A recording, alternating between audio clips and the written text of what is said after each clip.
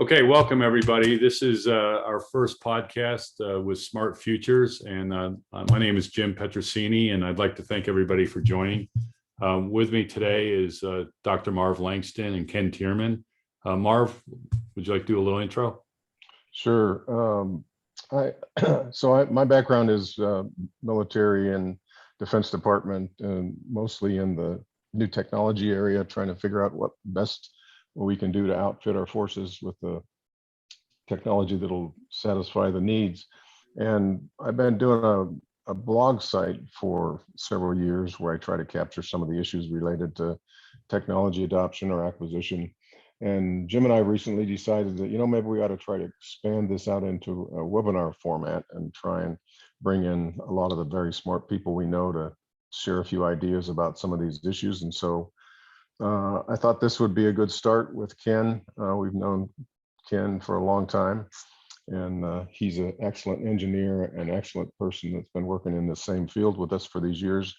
And so we wanted to have a general topic today and just explore global ideas, what's going on, global perspectives. How do we feel about where the world sits today, both in terms of national security or even other things like world population, world feeding the world, and working on whether or not this green new economy is the way we need to run the world. So with that, I'll turn it over to Ken for a minute.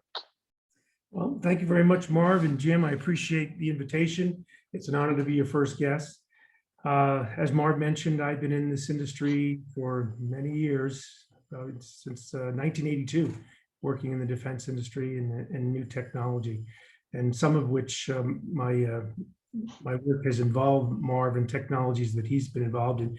I've spent more time on providing services and solutions to customers in the industry, not as much as an advisor or consultant, and Marv's much better at that. But it's an honor to be here, guys, and I'm excited for this conversation. Yeah, and I just want to preference, I actually did a podcast with Cal State San Marcos in the fall to kind of get up to speed on all this. So we got some good lessons learned from them. So this will help set up this Smart Futures.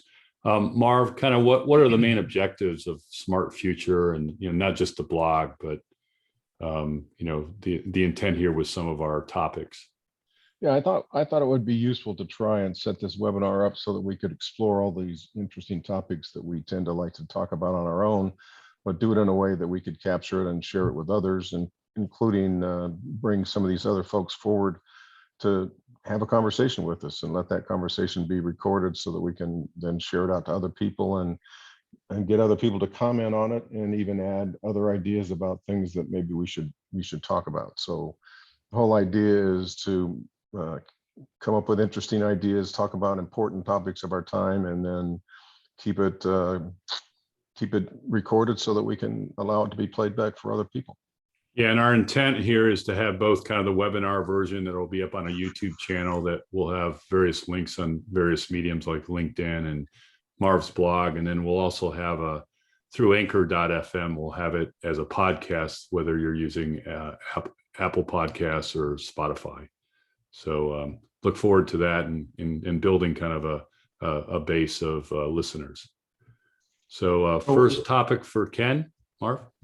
Yeah, so why don't we get into it with Ken? I asked Ken and I got into a conversation a couple of weeks ago, and I said, that's pretty interesting, because we sort of got into a very broad discussion about global perspectives. And so I said, let's use that for our first podcast, because it'll at least, we can start from the very, very broad areas and we can dig down into deep areas as we choose to. So Ken, let me just let you start it and talk about it. Why do we need global perspectives in this particular time and age? What is it that's causing us to think about these things? Well, the first thing that came to mind is, I think history teaches us that having a global perspective is always beneficial. Societies, civilizations that were global fare much better. Like in countless examples, the merchants of Venice, the British Empire, Rome, right? When we think globally, we broaden our perspectives. It gives us more opportunities to profit and to cooperate with others on the globe. So any time is a good time to think globally. I think to answer the question specifically now, this maybe is deep, a bit of a deep dive right away, but we have a challenge with global balance of power right now. And I'm afraid that we're not taking a global perspective, and we should be taking more of a global perspective on what's happening in the Western Pacific specifically, and in the Eastern Bloc countries. I think back to our isolationist position as the United States prior to World War II, and we allowed Axis powers to grow unchecked till it became a world war problem. We should have done something sooner, and we didn't. We may be faced with that same challenge here today, right? So I turn it over to you for your perspective here, but that's a perfect example of a conversation we can have specifically about China and what's happening in the South China Sea and our reaction to it. Well, what you made me think of when you were talking, Ken, is we live in a world today that's operating in at least seconds and milliseconds, if not nanoseconds and picoseconds, depending on what you want to talk about, right? And that world is so different than the world of the past, like the world you mentioned. It reminds me of, if you go look at the Barbary Pirates situation when Jefferson was the president of the United States, we were in a war with Tripoli for 30 days before he ever found out about it, because they declared war against us, and that was how slow communication was back in those days. You had to go a letter written, sailed across the Atlantic. So obviously that's not the situation today. And if you look at these new satellite constellations that are going up with Elon Musk's SpaceX or Jeff Bezos's Blue Origin constellations, they're talking about 20 millisecond delays from Earth to space to communicate worldwide, wherever you want to go, because those satellites link themselves across the whole world. And rather than have an internet in the cities where we have it today, we're going to have massive bandwidth for everything that we do in the cities across every place on the planet, the oceans, the deserts, the mountains, everywhere. Mm-hmm. What do you think about this, Jim? Well, I think Jefferson didn't have a Twitter account, right? So definitely, I think one of the issues is, are we training our leadership to know international business and international affairs? Or are we finding, like, the new leadership, or even in the military, is there a lack of understanding of, just not foreign countries, but just, history, and we everything we read, we tend to try to get rid of our old history, right? And I've always been a believer that history is very important to understand what you do in the future.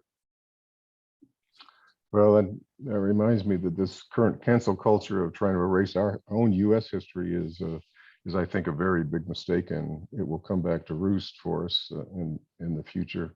But another thing you reminded me of as you think about that is where how do our leaders really understand and think about this future when we've lived in, all of us people that are grown up that are currently alive in our country have lived with our country being the greatest country on the planet, having the control and power of every other country on the planet to the degree that we chose to exercise it. And there's relatively few people who believe that that power can ever actually be exercised against us in a way that would be detrimental to ourselves and our society and our homeland. Yeah, the first 30 pages of Kill Chain that I just started, right, is we've lost every war game in the last 5 to 10 years, and not many people know that, right? And that's kind of an eye opener. Yeah. It goes beyond just this one topic. We're so tightly integrated globally, and not thinking globally. Our leaders not thinking globally can have detrimental effects in other areas of our lives. As you know, we are concerned about the temperature of the planet, right? this, I don't want to get off too much of a tangent too quickly, but farmers in Brazil need to feed their families, right? And we sit back on our high and mighty and say, you shouldn't cut down the Brazilian rainforest because we need it to maintain our planet. But this poor guy needs to feed his family. So our global perspective has to take into consideration many, many factors. And to your point, Jim, I don't think our leaders can be expert on all these topics. We don't have a political system that elevates the most intelligent people, not necessarily. We have a political system, then you get elected for other reasons. And we depend on experts as advisors. That's why we have lobbyists. I know that they're often maligned, but our political leaders need experts in all these different fields to advise them. The challenge is the amount of information, the amount of challenge we have over the globe. It's overwhelming, right? How do you deal with all of these issues? And to Mark's point, the pace of technology is outpacing our ability to comprehend it and to deal with it, right? So are we going to depend on supercomputers to make decisions for us in the future? Because that's kind of what it looks like. We're heading that direction because of the amount of how fast things move and the amount of information that needs to be processed. Yeah, we have a future topic on, I think we're calling it machines and minds, or robots and brains. But, you know, we definitely want to have a topic about the future of AI and machine learning and how it's going to interact with the human mind. And some of the recent work we're doing with just command and control, like is a human going to actually push the button on a ship in 5 to 10 years, or is it going to be an algorithm or a playbook that just gets run because of a certain scenario? So you can have another topic altogether on ethics of all these things, because that brings up another challenge, right? Yeah, the ethics of algorithms, right? So what about the Roman Empire syndrome? Are we stuck in believing that we're a superpower and there's no other threat? And how do you get rid of that? You know, again, the term Roman Empire, or it's hard to change what we think and how we do things. And any thoughts on that? I actually think it's a good analogy, and I also use the term Britain too as another analogy, because if you think about it, Rome eventually failed because they got lazy, overly confident that nothing could change their situation. They basically lost the morals of their society to a large degree, and eventually the big machines that they used as their war machines were decided by the outside folks from the German tribes and other places that didn't have the technologies, ways to cause those big machine technologies to fail. And we have the very same situation facing us today, if you look at it, because just one example, cybersecurity is a way for poor guys, poor countries, poor organizations to penetrate our organizations and change the game. And they're doing it in spades in full time, because we are currently in a cyber war. We've been in cyber war since the late 90s. And we can't do anything about it overt, really, because it's so easy for people that are attacking us to mask themselves. And likewise, we're not sure that we can be sure who the attackers are because of the complexities of cybersecurity. And just one other example I'll bring up, which we could kick around. There's a book called 1 Second After. I forgot the author. I can look it up. But it's about what happens if 3 nuclear weapons were lit in the exact proper orbit above our country to create an electromagnetic pulse large enough to significantly destroy all the electronics below it. And the book is written by people that were participating in the EMP commission for the country and who've been working on this problem for years and years. And to this date, we have chosen not to spend the approximately $2.5 billion that we need to secure the grid from an EMP. So if you think about it, $2.5 million in today's budgets are round off air. We don't even talk about $2.5 billion at the national level. And yet we will not secure our electromagnetic grid, our electric grid, such that an EMP could destroy everything that drives today. So in this particular book, the scenario, the first thing that happens is all the cars quit running. So the whole freeway just stopped, and nobody knows why the freeway stopped. But of course, all the cars use modern computers, and modern computers are the first things that pop when an EMP goes out. And then you can't pump gas, you can't run the air conditioning, you can't run the hospitals. It goes on and on and on. And the end of the book, the net result of the book is within 1 year, before they could get the power back on in the country, we lost 2/3 of the population, mostly due to internal wars with ourselves. Right? Yeah, it was the speaker was at Qualcomm about 3 years ago, and I guess Newt Gingrich had him write the book to try to educate not only the Congress but the Senate, and it got very deaf ears. Nobody really wanted to believe it or understand it. You mentioned asymmetric in the context of war, asymmetric warfare. Be honest, we've had this challenge for a long, long time. In fact, we were the ones doing it to the British in our revolution, right? But if you recall, the revolution. Yeah, we were the ones using asymmetric warfare. We forget these things. We don't learn from our lessons.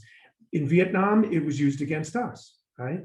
The Middle East, asymmetric warfare is a huge challenge for us.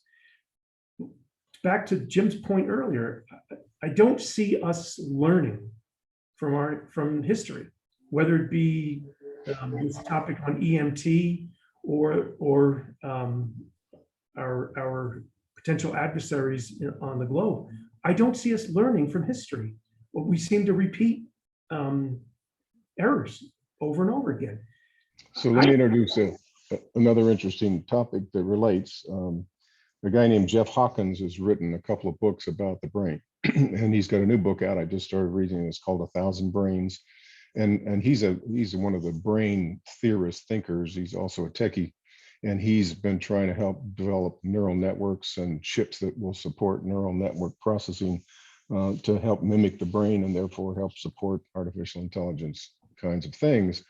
But what he says in this new book is he says we basically are built around hundreds or thousands of brains, and these brains are competing with each other. And at the very basic level, we have our reptilian brain that tries to keep our body alive and keep us out of harm's way. And we have our mammalian brain that is causing us to try and think about what we're doing.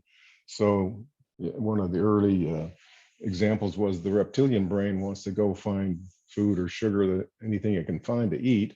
And the mammalian brain says, no, don't eat sugar. It's not healthy for you, because we know that now, right? So the point of, I think, to bring that back to the discussion, what I've always thought about relative to the way countries react and over time is very similar to the way people react, right? So if you take a family or a person who is poor and he's striving to get rich, and he becomes a big industry magnate of some kind and becomes rich, his family right behind him comes up and they may do pretty well, and they may carry the company forward and do well for a while. But the families that come up underneath those families start to tend to lose the interest, or they go off and they become artists, or they become musicians, or they do something that's not part of what that business industry was all about, and they start to lose it all. And then so they become trust fund babies, and they live on the trust fund until the trust fund eventually runs out, and that business base goes away or is surpassed by another business base. So I think we see that in families. I think we see it in countries, and I think maybe we see it in the world. I don't know. So let me kind of tangent that comment. Kind of like future leaders. We go in cycles. We've had a few presidents that are former military. I spent 3 months reading the Ulysses S. Grant book, which was like 1,300 pages, but the guy was brilliant, right? But we had Eisenhower in the 50s. Where do our future leaders come from?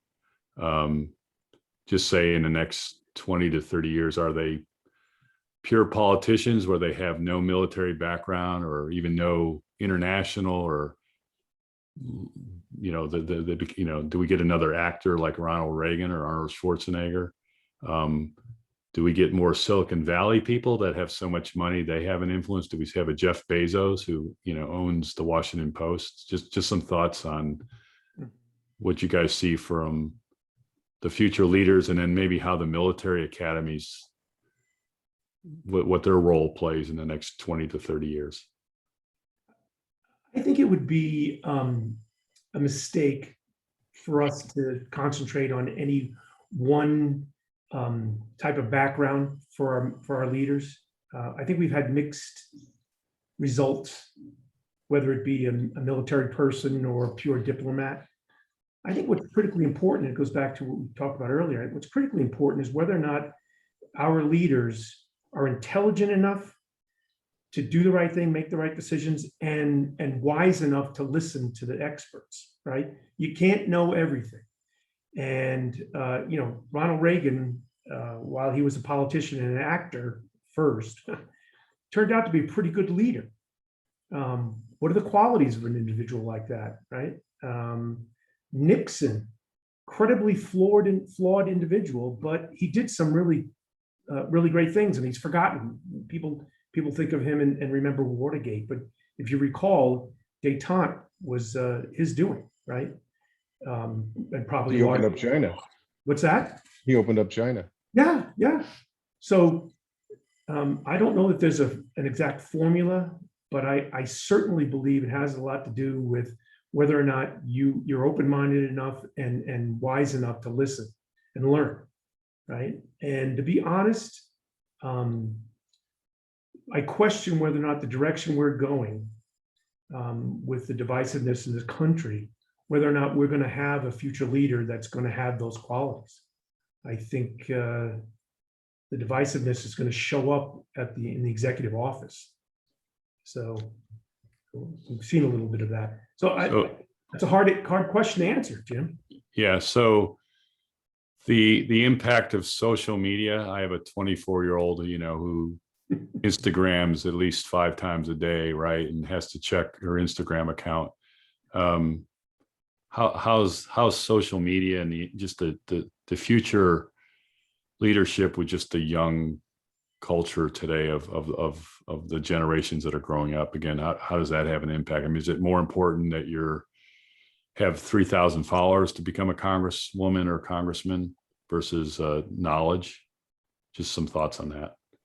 Well, let's just talk about the education system for a while. I didn't pay a lot of attention to the education system as I was going through my work career life, because I just assumed that it was going to be sort of like the education I received. But turns out it isn't like the education I received, because we've now almost universally eliminated the social studies arts knowledge in our schools, our high schools, and even in our universities. And so we have people that are doing all of these credit score, these creditable classes that are built around a seminar of some subject, like whether or not we should be more open-minded about transvestites or transgenders or, you know, whatever. So these kids today think much, much more about what's going on in these social contexts than they do about what the history lessons have taught us about the way civilization evolves and the way people always treat each other with respect to wars that are not going to go away. Yeah. I'll stop there for a minute and let you guys comment, but I think that that's one of the alarming signs that's on the horizon right now. I don't disagree. Our education system may be failing us. I think while we tell ourselves that we're diverse, in reality, I think there's becoming a singular mind in the education system, and we don't have a broad enough perspective in the education system. And that's what I'm seeing. To Jim's point about technology, we had the expectation, we had the hopes that technology was going to help us to become more enlightened, to be more higher educated, right? Unfortunately, this focus on social media and the topics you mentioned, Marv, we're creating a future class of leaders that are more concerned with social status and how we're perceived in the world as opposed to the things that matter. So that's why we see, you know, our tweeting and our Facebook pages being consuming people because we think that's what's important. I think it's a huge challenge. Yeah, it comes back to, well, just to mention another thing that happened in our school systems that I'm completely against, and I think it's coming to roost with us right now, is if you've ever listened to that guy Mike Rowe, who's worried about the fact that we stop all of the trades lessons and learning in our schools. So we have school kids now that are all taught they need to go out and have a college degree, and so then we compounded that problem by saying everybody could have loans to get their college degree. So we get these kids that really should be in the trades business one way or the other, going into college, getting a college degree, running up a big $100,000-$200,000 debt to go to college, and they come out with a communications degree or a business degree or something that's not specific enough to really guarantee that they're likely to get a job, like if you took up computer programming or engineering or something like that, or even medicine. So what we have now is we have no tradespeople in this country if they're not immigrants. You can see that in spades in San Diego. I've done 2 remodels there, and I couldn't find a tradesperson to work on my house that wasn't an immigrant. Yeah. And some of them are illegal immigrants. You don't know whether they're legal or not based on the way these systems, these little companies pop up and bid jobs and come in and do different jobs. But we sure as heck don't have any of our kids in there from the traditional American school system that knew trades and went into the trades business. Yeah. There's a great editorial in the Wall Street Journal this morning about talking about if we really want to build infrastructure, let's build some shipyards because you know, we just, over the last 50 years, we've just decimated our shipyards to the point I think we've got, what, 3 major ones. But if the Navy really wants to build 300 ship Navy or 400 ship Navy, we'll never get there. So, and I think of pipe fitters and exactly. $25 an hour, and, you know, they get pressured to lower it to $20 an hour and things like that. Right. They're having that problem in spades with the new submarine, the Columbia class submarine that they're trying to build. They can't find tradespeople up in Groton to build those submarines. And while you're talking about submarines, let's maybe just bring up one other point. So the NASCO shipyard right there in San Diego, I was in that shipyard with the Navy Research Advisory Council team several years ago. This has probably been 6 years ago now. And they had brought in Hyundai shipyard people to teach them how to be more productive in the shipyard. And they radically changed the way the ships were built in that shipyard. And they were proud because they were getting some of the metrics for how fast they could do the ship jobs to improve a lot. But in the process of learning that, I learned that at the time, and I assume it's still true, Hyundai shipyard produced over 250 large tanker ships or cargo ships in 1 year. So if you think about that, they're producing a cargo ship in a day and a half or a day and a third, right? And pumping them out there and pushing them out onto the oceans to provide the oil and the cargo that we all enjoy every day coming through the seaways, which gets us back to the Pacific and why we carry about whether or not we can continue to keep the sea lanes open in the Pacific, which is one of the roles America has been the key player in over the decades. That brings up another topic that you had asked me to think about, our global role, right? Where do we see the United States in this? Are we the world's police officers, or do we want to become isolated just like we have in the past, which I think is a huge mistake? The challenge we have being the world's police officers, the mistakes we make with not understanding the world, right? So we've been in quagmires before, right? 10+ year wars because we don't understand what we're doing, right? So what do you guys think about that challenge that we have? And this involves all the topics we've discussed, our leadership, not being aware of the world and bad policy. What are your thoughts on that? It's a good point. One of my favorite authors is Victor Davis Hanson. He's a Stanford professor, history professor, but he specializes in ancient war and war in general. And he talks often about the fact that wars are started for often small reasons that they lead to big devastating effects on the country and the countries involved. And we're potentially facing that situation again as we face China or China faces us. And typically wars are caused by younger civilizations rising and thinking that they have garnered enough power to overtake an existing civilization. And it may or may not be true, which is what gets us into these situations. But that kind of history is the kind of history that's revolutionary to the possibilities that we don't think enough about in the way we currently, as we just said, don't think very much about our history or about the histories of the planet. Right. Yeah, I think Admiral James Jervis, his new book, which came out like 2 weeks ago, 2034, that's kind of the major discussion about young people in our military. Just, sometimes it's just young people do stupid things, or they're in a situation in the South China Sea where just things happen. So that whole book is about how the war starts, Right. much like how World War I started, with nothing major.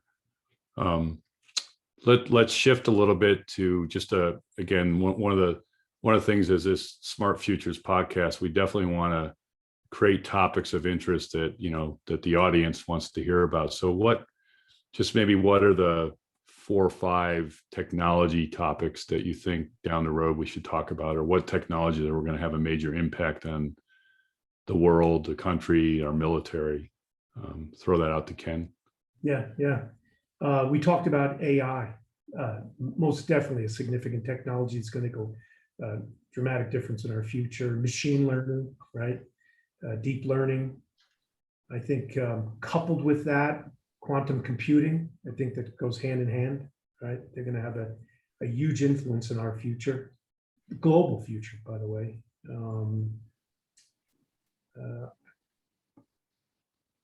I think this is a little different topic. I think blockchain is going to have a significant impact on how business is conducted. It may change banking as we know it. Banking as we know it may go away, right? We're going to need to think about how we're going to deal with monetization and exchange in the future, right? That's a huge challenge. Marv, you have any others you want to add to that list? Well, I was glad you brought up the blockchain because I was going to bring it up. I think actually the horse is out of the barn too far to put it back in, because here's an interesting discussion for the people who don't quite understand blockchain. Blockchain is about keeping all the transaction records of something like, in the case of Bitcoin, buying a Bitcoin and putting your money on the line to buy it. That transaction is captured in an encrypted series of blocks, and each block has a encryption key to go with it for all the previous blocks. So the only way you can break open a block is if you can break open all the previous blocks to figure out how to get that last encryption code. And because of that, Bitcoin, as by a group of very smart people, or a smart person, if that's what it is, has created a situation now that is running away in our financial system in such a way that it could replace fiat currencies or government controlled currencies. So in other words, if you think about a future world that does not have its primary financial activities governed by any government, that's a radical difference, right? And you know that governments are not going to absorb that idea easily and without a strong fight by banning Bitcoin or doing whatever they're going to do. But that transition is well underway, and it's a big deal. And to your point about the transactions, Maersk Shipping has been working with IBM for a couple of years to put in place a blockchain ledger system for all the transactions associated with shipping. And the nice thing about a blockchain ledger system is they're all transparent. Anybody can see what happened in the ledger, but nobody can change it unless the changes are authorized by the system, the way the blockchain works. So what that would mean is you could have ledger systems that support all the transportation of goods and services around the planet without having any of the audit trail or the audit companies or the audit processes going on, because it's built into the system and the system can't be broken. So that's a radical change in the way we run the world, and it will be a big deal as it continues on over the next, I think, 5 to 10 years is going to tell us a lot about what's going to happen. To your point, I think China has banned Bitcoin, but if I'm not mistaken, I think they created their own. Great. China has created the digital yuan, which is their own blockchain, and all of their smartphone to smartphone or smartphone to device transactions, which is now more than, I just read, it's a greater amount than their current GDP in transactions. That's all done in a blockchain, but the reason they wanted to do in a blockchain is it's totally transparent to them and they can see every transaction. So they're trying to force everybody into the same system because it completely makes everybody's activity transparent to them as the government, because they own the blockchain. Right. So the implications of that is now China can actually control it, but also you think about governments, the governments run on taxation, right? I need money. So if I can know every transaction, I can now tax your transactions and I get my piece of the pie, right? So that then you have to do that. They tax the transaction. So it's all, I might get pulled out as soon as the transaction. Yeah, exactly. Sort of like tax, sort of like sales tax, right? And for those that are listening that may not be familiar with blockchain, this is an analogy, but it gives you the idea of how the transactions are linked together and follow each other. If you have a Google account and you send out mail and somebody responds and then you respond, Google keeps a transaction tracking of everything that goes on. Somewhat similar to that. So it doesn't mean there's no one in charge. No one has to be the bookkeeper for the system. It's inherent to how it works, and it's ideal for the internet. Right. Yeah, we'll go into more detail on it. And there's a bunch of arguments about it costs too much for all the computer usage to mine the coins and make the coins transactions work, and on and on. So it's a deep technical subject, but it's one of those areas that's going to revolutionize the world. To just mention a couple, and Jim can pipe in, robotics is going to revolutionize the world. If we actually have robotic taxis, as the people are anticipating within the next 5 to 10 years, you could have most of the trucks in the cities and on the roads, most of the cars in the cities and on the roads being driven by themselves, not by a driver, and being certified to support safety, which is actually much greater than human safety in cars, because these things are going to be a lot less fallible than we generally are. Think of all the jobs that have moved off those systems if those robots take over all of those jobs. Yeah, UiPath went public this week, right? Crazy IPO, and I think the robotic automation software, right, and automating and turning everything into robotic systems. There's another company, Blue Prism, is kind of the leading, but that's all kind of new stuff.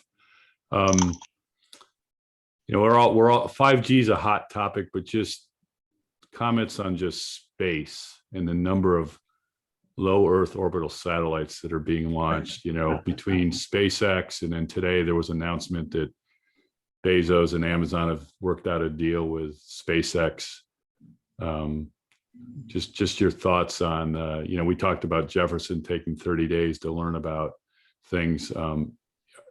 It's going to even go crazier faster. And I joke, for all us Navy folks, we always hide behind the fact that a Navy has a DIL environment, and we're different because we don't have the networks. Well, if you got Starlink satellites above you, that excuse goes away. So just some thoughts on the world of space, which yeah, first of all, Jim, we ought to talk about, I've been marveling about this for the last year or more.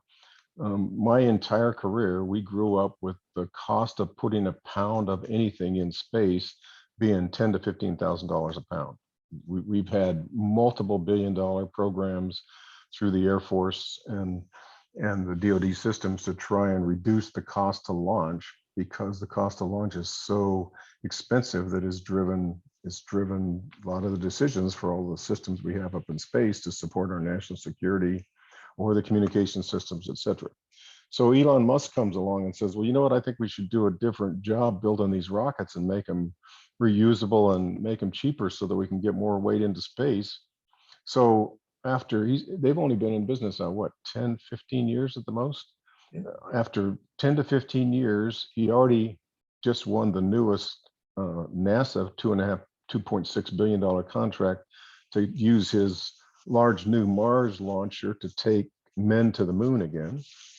And he's already launching on his the satellite, the rocket launchers that he's taken the astronauts to the space station. He's also launching all of his Starlink satellites on the order of, what's he putting up, 30 to 100 at a time on those rockets. And then they come back down on land, as you, if anybody's been watching them, they know. He's putting up satellites right now at in the thousands of dollars a pound. And the projection is with the new Mars launcher, they're going to be $25 a pound. So when you think about going from $15,000 a pound to $25 a pound in the time period when the money's worth a lot less than it was, there's a 3 or 4x factor right there just because of the time frames. And $25 a pound is like what it costs to drive your car to the grocery store. I mean, it's crazy that we're going to put stuff into space for that. So there, to your point, Jim, we're going to have 4,000 Musk satellites up there in low Earth orbit, and another, what, 3,500 or so. And I just read that the Chinese are building a constellation of 13,000 satellites that they're trying to put up. So we're going to have all these things up in space. Hopefully they're not going to create the space debris and run into each other and cause that devastating problem. Well, But for communications, any place on the planet, it's not going to be a problem. Yes, space traffic management is going to be a hot topic. it already is a major problem to that point, right? So I think the public would be shocked if they knew how many items are up in space now that we track, our military tracks it. So to what Marv said, I don't want to brush over this issue about what would happen if there was a collision in space and the potential for catastrophic effects that could cause. What happens is it's like playing pool. When you hit a couple of balls, they all go off in directions. What happens then, right? Or better yet, proving it. You know, there's one thought the Chinese are just gonna, you know, it's like, I just accidentally bump you. Oh, I didn't mean to, but it causes, you know, turbulence and issues down the road. Perhaps for another one of your sessions, we can have a conversation about unintended consequences. For all of these conversations we've been having, for all the technologies, there are unintended consequences. And I don't think, you know, back to that conversation about our leaders and knowledge, I don't think we do a very good job of projecting or predicting the unintended consequences. It's inherent somewhat in our medical industry, but beyond that, I don't think we do a very good job. And profitability often drives all these decisions, right? We start a company, and by the way, Elon Musk is a phenomenon, right? He seems to be a genius. Everything he touches turns to gold. But there's unintended consequences, as you saw recently. Somebody misused one of his cars, and there was an accident, and they died. The public probably is not aware that they were not following the instructions from Tesla, but nonetheless, unintended consequence, right? So to Marv's point earlier, what happens when all of these truck drivers don't have a job anymore, right? We could potentially be ruining whole industries that employ people. What does the human race do at that point when robots are doing everything for us and thinking for us because we have AI, right? So we're coming up on the end of our first podcast, and so Ken, maybe in 30 seconds to a minute, thoughts on the past year, thoughts on, you know, the next few months, but totally appreciate you joining us today. And you know, we'll get you our gift prize. We're still trying to figure that out, but it'll be something to hang up on behind you there. Oh, yeah, all right. So the blank wall, no gold watch though, huh? No. Yeah. So Obviously, the topic that would most come to mind when we talk about the past year was the pandemic, right? I don't know if this is where you wanted this conversation to go, but our lack of what the pandemic was all about and our priorities and how we're treating it in the fear mongering that's going on concerns me, right? Statistically, whether we like it or not, statistically, and a lot of people are maybe find it shameful. It's always a shame when someone dies from a disease or an infection, but statistically, the pandemic was not significant in the world population. We hear about all this fear mongering going on, and there's certain individuals in the public domain who keep saying that we need to be worried about the pandemic wiping out the Earth's population. There's no evidence to suggest that that's ever going to happen. Pandemics are awful, they are, but we still have 7.8 billion people on this planet, and I think the number of deaths globally came to 0.0002% of the global population.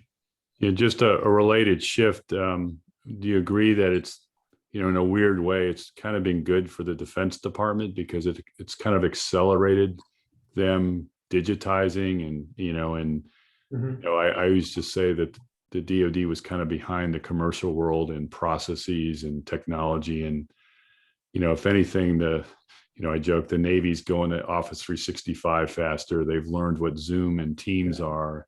So, it seems like it's been that's the good out of this craziness. Yeah. So we recently, my company recently got ISO 27001 certification. And one of the main takeaways, and I was the management rep that put it in place, the main takeaways is risk-based thinking, right? So you have to plan ahead, projecting what the risks are going to be. I think we learned a lot about how to adapt if another pandemic were to come along. We're still doing it now. So teleworking, right?